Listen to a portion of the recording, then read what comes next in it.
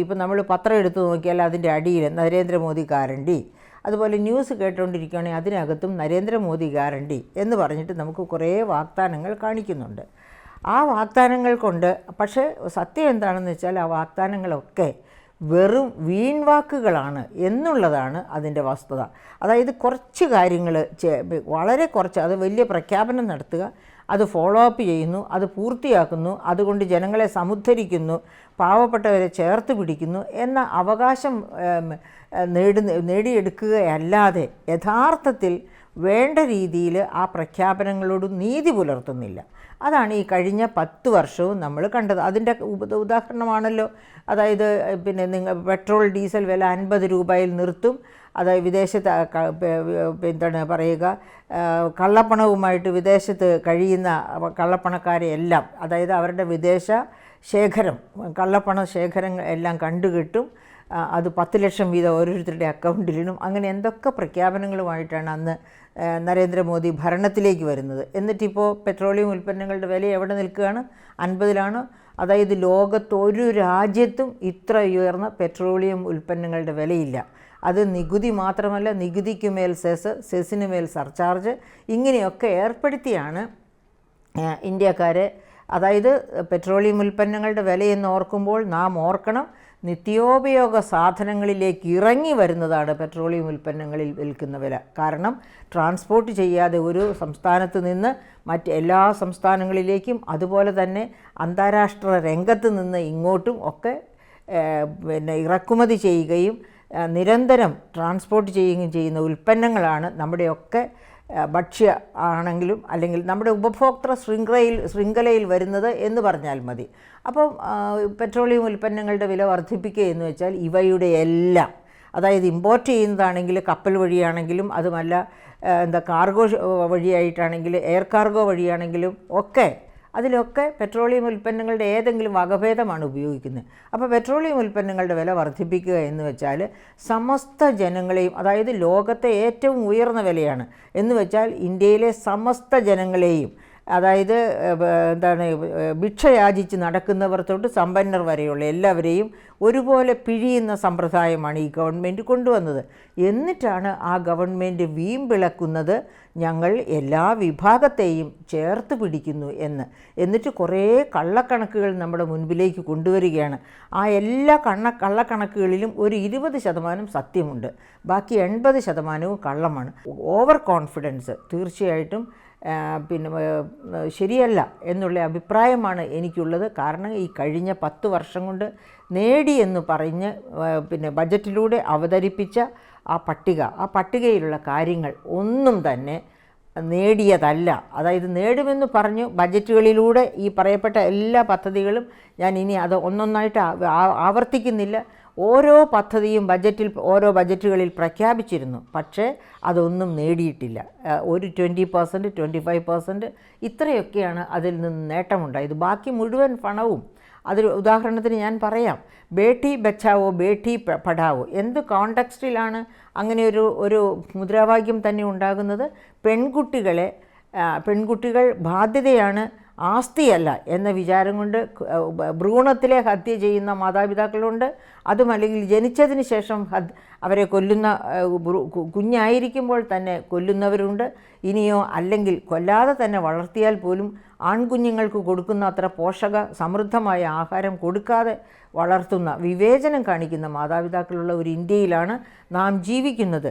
അപ്പോൾ അങ്ങനെയുള്ള ഇന്ത്യയിൽ പെൺകുട്ടികളെ ചേർത്ത് പിടിക്കുക, പെൺകുട്ടികളെ പഠിപ്പിക്കുക എന്നതാണ് ആ മുദ്രാവാക്യം കൊണ്ട് ഉദ്ദേശിക്കുന്നത്. പക്ഷേ ഇതിനു വേണ്ടിയുള്ള പ്രചാരണ തന്ത്രങ്ങൾ കണ്ട ഒരു ഇന്ത്യൻ പൗരൻ തന്നെ സുപ്രീം കോടതിയിൽ അതേപ്പറ്റി പഠിച്ച്, തൻ്റെ വക്കീലുമായി പഠിച്ച് സുപ്രീം കോടതിയിൽ ഒരു റിട്ടേൺ ഫയൽ ചെയ്യുന്നു. എന്നിട്ട് അപ്പോൾ എന്തായിരുന്നു അവരുടെ കണ്ടെത്തൽ? ഈ ബേട്ടി ബച്ചാവോ ബേട്ടി പഠാവോ എന്ന കാറ്റഗറിയിൽ വകയിരുത്തിയിരിക്കുന്ന ഫണ്ട്, ബജറ്റിൽ വകയിരുത്തിയിരിക്കുന്ന ഫണ്ടിൻ്റെ 80% അഡ്വർടൈസ്മെൻറ്റിന് വേണ്ടി മാത്രം പോവുകയാണ്. അപ്പോൾ പിന്നെ എന്ത് തരം ചേർത്ത് പിടിക്കലാണ് ബേട്ടി ബച്ചാവോ ബേട്ടി പഠാവോ എന്നും പറഞ്ഞ്? ആ തരത്തിലാണ് ഈ BJP ഗവൺമെൻറ് കഴിഞ്ഞ 10 വർഷങ്ങളിൽ ഇന്ത്യൻ ജനതയെ, അതും സാധാരണക്കാരെയാണ് ഇത്രയധികം പറ്റിക്കുന്നത്. സാധാരണക്കാരെ എന്ന് വിചാരിക്കേണ്ട, ഈ മഹത്തായ മുദ്രാവാക്യങ്ങളൊക്കെ കേൾക്കുമ്പോൾ നമ്മൾ ആരും വിചാരിക്കാൻ കൊള്ളാമല്ലോ ഈ ഗവൺമെൻറ്. പക്ഷേ ഈ ഗവൺമെൻറ് എത്ര ചെയ്തു, എത്ര അച്ചീവ് ചെയ്തു എന്ന് നോക്കി വരുമ്പോഴാണ് നമ്മളെ മണ്ടന്മാരും മണ്ടികളുമാക്കുന്ന ബജറ്റുകളാണ്, ഗവൺമെൻറ്റാണ് എന്ന് നമുക്ക് ബോധ്യം വരിക. അതുകൊണ്ട് പ്രിയപ്പെട്ട നിർമ്മല സീതാരാമൻ ഒരു വനിത എന്ന രീതിയിൽ അവരൊരു നല്ല കുടുംബിനിയുമാണ്. നല്ലൊരു അതുകൊണ്ട് തന്നെ നല്ല കുടുംബിനി ആയതുകൊണ്ട് തന്നെ അവർ നല്ല ധനകാര്യമന്ത്രിയുമായിരിക്കും ഇന്ത്യയുടെ. പക്ഷേ ഈ അതായത് പുകഴ്ത്തലിൻ്റെ രാഷ്ട്രീയം അത് ഒരു നല്ല കുടുംബിനിക്കും ചേർന്നതല്ല. അതുപോലെ തന്നെ ഒരു നല്ല ഫിനാൻസ് മിനിസ്റ്ററിന് ഒട്ടുമേ ചേർന്നതല്ല. നല്ല ഒരു ഫിനാൻസ് മിനിസ്റ്റർ എത്ര വരുമാനമുണ്ട്, ആ വരുമാനം എങ്ങോട്ടൊക്കെ ചെലവഴിക്കണം, എന്തായിരിക്കണം മുൻഗണനകൾ എന്നൊക്കെ തീരുമാനിച്ച് ചെലവ് നടത്തുക, ബജറ്റ് അവതരിപ്പിച്ച് ചെലവ് നടത്തി അതായത് സമ്പദ്ഘടനയെ വളർച്ചയിൽ നിന്ന് വളർച്ചയിലേക്ക് ഒറ്റ ചാട്ടത്തിന് വളരാൻ ഒക്കില്ല ഒരു സമ്പദ്ഘടനയ്ക്കും. സാവകാശമേ വളർച്ചയുണ്ട്. ആ വളരുന്ന വളർച്ചയുടെ സദ്ബലം സാധാരണക്കാരിലേക്ക് ഇറ്റിച്ചിറങ്ങത്തക്ക രീതിയിൽ അത് ഡിസ്ട്രിബ്യൂട്ട് ചെയ്യുന്ന ഒരു ധനമന്ത്രിയായിരിക്കണം. അല്ലാതെ പാടി പുകഴ്ത്തലുകൾ കൊണ്ട് അടുത്ത പ്രാവശ്യവും മന്ത്രിസഭ ഫോം ചെയ്യും, ഗവൺമെൻറ് വരും, മന്ത്രിസഭ ഫോം ചെയ്യും, ഞാൻ തന്നെ ധനമന്ത്രിയായിരിക്കും എന്ന് ഉറപ്പിക്കത്തക്ക പാടി പുകഴ്ത്തലുമായിട്ട് ഒരു കാരണവശാലും ഒരു നല്ല ധനമന്ത്രി ഇന്ത്യൻ ജനതയുടെ മുൻപിലോ ലോക ജനതയുടെ മുൻപിലോ തല ഉയർത്തി നിൽക്കുന്നത് അഭികാമ്യമല്ല. അപ്പോൾ പിന്നെ എവിടെ നിന്നാണ് നിർമ്മല സീതാരാമന് ഇത്രയധികം എന്താ പറയുക കോൺഫിഡൻസോടുകൂടി ആത്മവിശ്വാസത്തോടുകൂടി തിരിച്ചു വരും, ജൂലൈയിൽ ഞാൻ സമ്പൂർണ്ണ ബജറ്റ് അവതരിപ്പിക്കും നിങ്ങൾ ആഗ്രഹിക്കുന്നത് പോലെ എന്ന് പറയാനുള്ള തൻ്റെ എവിടുന്ന് കിട്ടിയത്? എനിക്ക് തോന്നുന്നു ഒരു പക്ഷേ രാംലല്ല ആയിരിക്കാം. അതായത് ഒരു ദീർഘകാല സ്വപ്നം BJPയുടെ, അത് ഇന്ത്യൻ ജനങ്ങളുടെ എന്ന് ഞാൻ പറയുന്നില്ല, BJPയുടെ ഒരു ദീർഘകാല സ്വപ്നമായിരുന്ന രാംലല്ല സാധ്യമായി. എന്താകാം ഇത്രയധികം കോൺഫിഡൻസിന് കാരണം ഇന്ത്യയിലെ പോപ്പുലേഷൻ്റെ മജോറിറ്റി ഹിന്ദുക്കളാണ്. അപ്പോൾ അങ്ങനെ ഒരു ഹിന്ദുക്കളുടെ താല്പര്യം സംരക്ഷിച്ചു, അവരുടെ ദീർഘകാല തലമുറകളുടെ താല്പര്യം സംരക്ഷിച്ച് ഞങ്ങൾ രാംലല്ല പൂർത്തിയാക്കി എന്ന ആ ഒരു കോൺഫിഡൻസ് ആണോ ഇതിൻ്റെ കാരണം? അങ്ങനെയാണെങ്കിൽ പ്രിയപ്പെട്ട സുഹൃത്തുക്കളെ, ഞാൻ മഹാത്മാഗാന്ധിയുടെ വില്ലേജ് സ്വരാജിൽ നിന്നുള്ള ഒരു വാചകം വായിക്കാം. അതിൽ പേജ് 250 മഹാത്മാഗാന്ധി, അതായത് മഹാത്മാഗാന്ധി കഠിനാധ്വാനത്തിൻ്റെ പാതയിലൂടെ എന്ന് വെച്ചാൽ നിരാഹാരം, നോൺ കോഓപ്പറേഷൻ എന്നൊക്കെ പറയുന്നത് ശരിക്കും കഠിനാധ്വാനത്തിൻ്റെ പാതയാണ്. നമ്മൾ യുദ്ധം ചെയ്ത് ജയിക്കുകയാണെങ്കിൽ ഏതാനും ദിവസങ്ങൾ കൊണ്ടോ ഏതാനും മണിക്കൂറുകൾ കൊണ്ടോ വിജയമോ പരാജയമോ നേടും. പക്ഷേ ഈ നോൺ കോഓപ്പറേഷനിലൂടെ ദീർഘകാല സഹനത്തിൻ്റെ പാതയിലൂടെ അദ്ദേഹം ജനങ്ങളെ, അദ്ദേഹത്തെ പോലെ സന്മനസ്സുള്ള ഒരുപാട് നേതാക്കന്മാരെ, അതുപോലെ സാധാരണക്കാരെ ഒക്കെ കൊണ്ടു നടന്ന് അവരൊക്കെ ഉയർത്തിപ്പിടിച്ച നമ്മുടെ ഭാരതത്തിൻ്റെ സ്വാതന്ത്ര്യത്തിന് വേണ്ടി നടത്തിയ കഷ്ടപ്പാടുകളുടെ കഥ. അതിനുശേഷമാണ് നാം സ്വാതന്ത്ര്യം നേടുന്നത്. അങ്ങനെ സ്വാതന്ത്ര്യം നേടിക്കഴിഞ്ഞിട്ട് അദ്ദേഹത്തിന് ഇന്ത്യയിലെ ജനങ്ങളെപ്പറ്റി, ഇന്ത്യൻ ഡെമോക്രസിയെപ്പറ്റി ഒരു സ്വപ്നമുണ്ടായിരുന്നു. ആ സ്വപ്നമാണ് അദ്ദേഹം ഈ വില്ലേജ് സ്വരാജിലൂടെ, അതായത് ആ സ്വപ്നം എന്ന് വെച്ചാൽ അദ്ദേഹത്തിൻ്റെ സ്വപ്നം, അദ്ദേഹത്തിന് ജീവിതത്തെപ്പറ്റി, ജനങ്ങളെപ്പറ്റി, സാധാരണക്കാരെ പറ്റി, സ്വന്തം നാടിനെ പറ്റി ഒക്കെയുള്ള സ്വപ്നം പങ്കുവയ്ക്കുന്ന പുസ്തകമാണ് വില്ലേജ് സ്വരാജ് എന്ന് പറയുന്നത്. ആ വില്ലേജ് സ്വരാജിൻ്റെ 250-ാം പേജിൽ അദ്ദേഹം പറയുന്ന ഒരു വാചകം ഞാൻ വായിക്കാം. Let no one commit the mistake of thinking that Ramarajya means a rule of the Hindus. ഞാൻ ആ സെൻറ്റൻസ് ഒന്നുകൂടി വായിക്കുകയാണ്.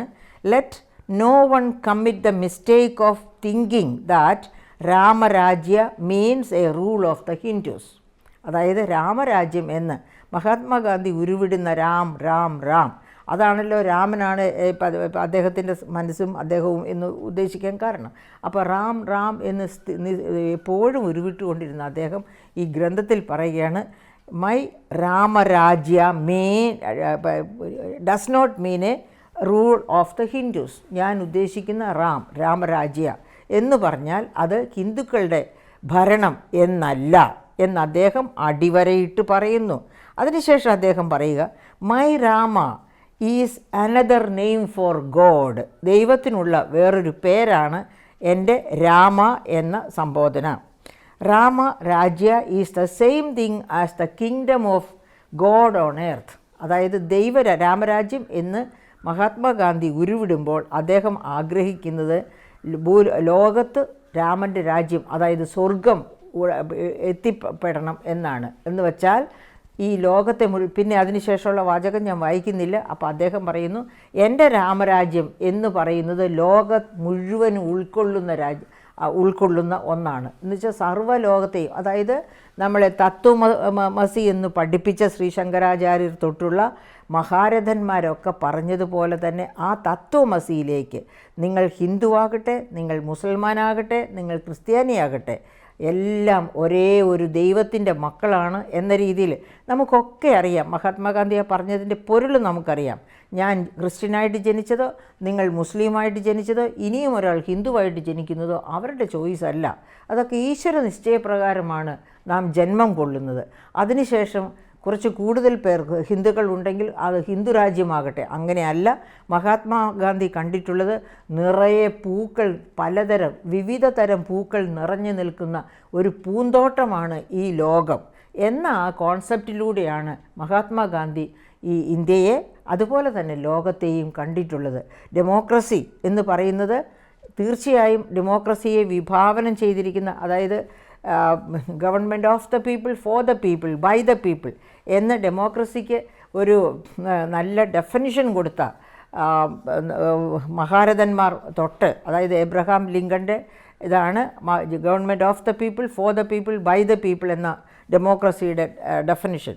ഇവരെല്ലാം പലജാതി പൂക്കൾ നിറഞ്ഞു നിൽക്കും മനോഹരമായ ഒരു പൂന്തോട്ടം, ഒരു രാജ്യം ആണെങ്കിലും ലോകം തന്നെയാണെങ്കിലും ഇതാണ് വിഭാവന ചെയ്യുന്നത്. അപ്പോൾ അത്തരം ഒരു ലോകത്തേക്ക് പിന്നെ വീണ്ടും, അതായത് അത്തരം ഒരു ഇന്ത്യയെ സ്വപ്നം കണ്ട ജനതയാണ് ഇപ്പോഴും അന്നും ഇന്ത്യയിൽ ഉണ്ടായിരുന്നത്. എല്ലാവരും സാക്ഷരരല്ലായിരിക്കാം, അവരെ കബളിപ്പിക്കാൻ പറ്റുമായിരിക്കാം, പക്ഷേ ചിന്തിക്കുന്ന ഇന്ത്യക്കാരന് ഇതുപോലെയുള്ള നാനാജാതി പൂക്കൾ വിടർന്നു നിൽക്കുന്ന ഒരു പൂന്തോട്ടമായി ഇന്ത്യയെ കാണാനാണ് ഇഷ്ടമെന്നുള്ളത് നിർമ്മല സീതാരാമനോ BJPയോ ആര് തന്നെയാണെങ്കിലും മനസ്സിലാക്കണം. അത് ഏതെങ്കിലും ഒരു പ്രത്യേക വിഭാഗത്തിൽപ്പെട്ട ജനം ഞങ്ങളുടെ മാത്രം രാജ്യമായി ഇത് മാറണം എന്ന് വിചാരിക്കുന്നുവെങ്കിൽ അത് മൗഢ്യമാണ്. അവരൊക്കെ വിചാരിക്കേണ്ടതാണ് ഇതുപോലെ പലജാതി പൂക്കൾ നിറഞ്ഞു നിൽക്കും, വിടർന്നു നിൽക്കും, സൗരഭ്യം പരത്തി നിൽക്കുന്ന ഒരു നാട്, ഒരു രാജ്യം, ഒരു ഡെമോക്രസി. അതാണ് നമ്മുടെ ആരൊക്കെയാണ് നമ്മുടെ ഇതിൻ്റെ വിധാതാക്കൾ എന്ന് പറയുന്നത്? മഹാത്മാഗാന്ധി തൊട്ട് ജവഹർലാൽ നെഹ്റു തൊട്ട് സർദാർ വല്ലഭായ് പട്ടേൽ തൊട്ട് ആചാര്യ കൃപാലിനി തൊട്ട് അംബേദ്കർ തൊട്ട് ഇങ്ങോട്ട് പോരുകയാണ്. ഒരു നിര നേതാക്കന്മാരുണ്ട് ഇതുപോലെയുള്ള സുന്ദര സ്വപ്നങ്ങൾ കണ്ട് അതിനുവേണ്ടി ഒരുപാട് സാക്രിഫൈസസ് ചെയ്തവർ.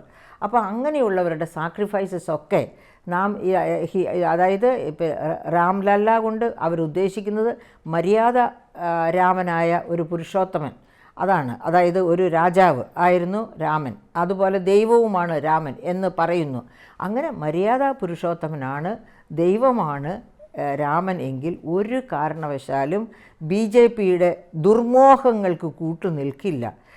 പിന്നെ BJP ഇനി മൂന്നാമതൊരു വട്ടം ഭരണത്തിലേക്ക് വീണ്ടും തിരിച്ചു വരികയാണെങ്കിൽ ഇന്ത്യയുടെ ഈ ചരിത്രം മാറ്റി, അതായത് India by a Hindu rule എന്ന തരത്തിലേക്ക് അതിനെ മാറ്റപ്പെടും എന്നത് സംശയമില്ലാത്ത കാര്യമാണ്. അപ്പോൾ അങ്ങനെയുള്ള ഒരു കാലഘട്ടത്തിൽ അതുകൊണ്ട് തന്നെ രാമൻ മര്യാദാരാമനാണെങ്കിൽ ഒരു കാരണവശാലും BJPക്ക് ഒരു മൂന്നാം ചാൻസ് ഉടനെ കൊടുക്കില്ല.